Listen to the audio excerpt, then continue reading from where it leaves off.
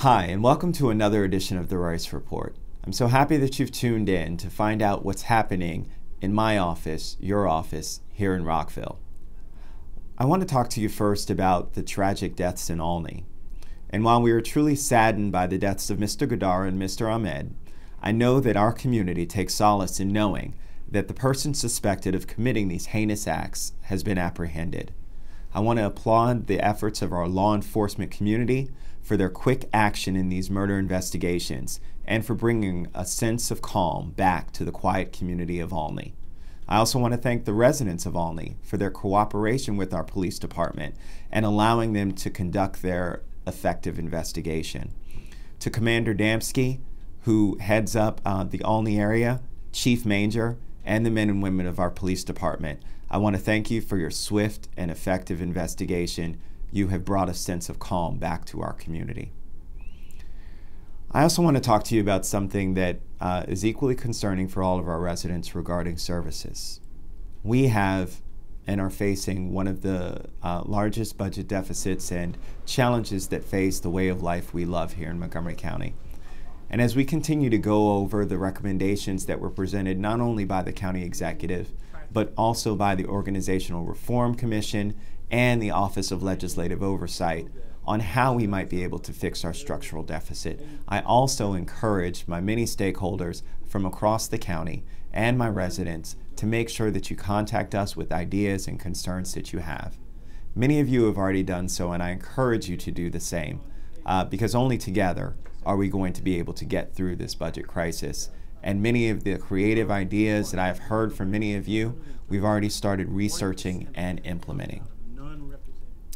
I want to talk to you about Annapolis because Annapolis is winding down in the session for the Maryland General Assembly.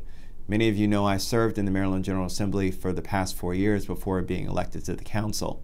And I know that many of the decisions that they have before them as they're weighing budget implications can severely affect our ability as a county to make ultimate decisions on what happens for how we operate and the services that we offer to you. And so as my role as the Maryland Association of Counties representative in Annapolis, I've been spending time along with Council President Valerie Irvin and County Executive Ike Leggett to make sure that our voices are heard and that our representatives in Annapolis know what severe cuts mean to you and to the services that we offer.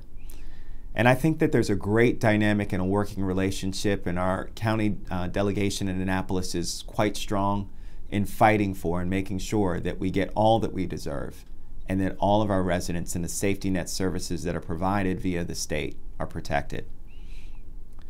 I want to talk to you about, as we go through the budget, our capital improvement projects and the Germantown Town Center Urban Park. This has been a blight on the Germantown Town Center for a number of years now as this process continues to flow through the CIP, and unfortunately it was recommended that the Germantown Town Center Urban Park be delayed for another year.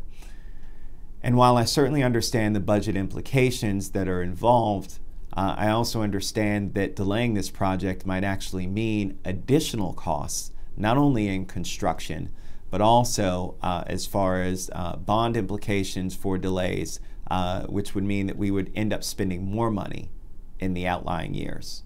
That doesn't make sense.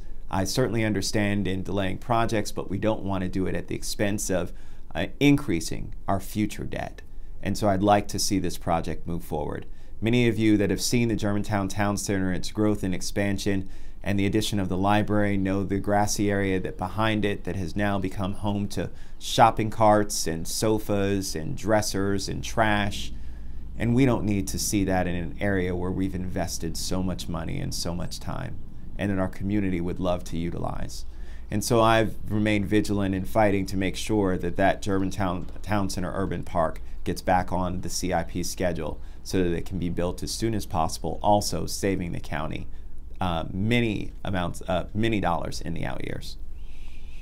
Last but not least, I want to talk about Montgomery Village. Last night I had an opportunity to meet with the residents of the South Village Home Association and their community members about bringing a tot lot to the Nathans Hill area.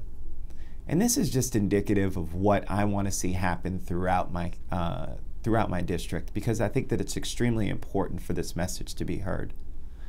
Wherever you are, whether it's Olney or Germantown, Poolsville, Damascus, Laytonsville, Boyd's, and the like, it's extremely important for us to make sure that our children have safe places to play that are accessible to all. That's all I ask, and that's all that I fight for. And I know that my many residents in Nathan's Hill and in the South Village have been asking for this for a long time. And I've remained committed, and I told the board last night that I remain committed to working with them, as well as the Montgomery Village Foundation, which is the overarching board of the entire Montgomery Village area, to make sure that that happens. The residents have spoken and said that they want a tot lot, and we want to make sure that we deliver. I want to thank you again for tuning in to another edition of the Rice Report. I wish that I had better news for you, but know that on the horizon, things will get better. But I continue to make sure that I'm delivering on my promise of involving you in the decisions that I make. And so I encourage you to contact me at my office here. You can call us at 240-777-7955. You can also reach us via the website at montgomerycountymaryland.gov. Just click on County Council and Craig Rice. Or you can also visit me at my Facebook page, Councilmember Craig Rice. I really appreciate hearing from all the residents that have already contacted me, and I look forward to many more so that we can try and get through this crisis together. Thank you again for tuning into another edition of the Rice Report from my office, your office here in Rockville.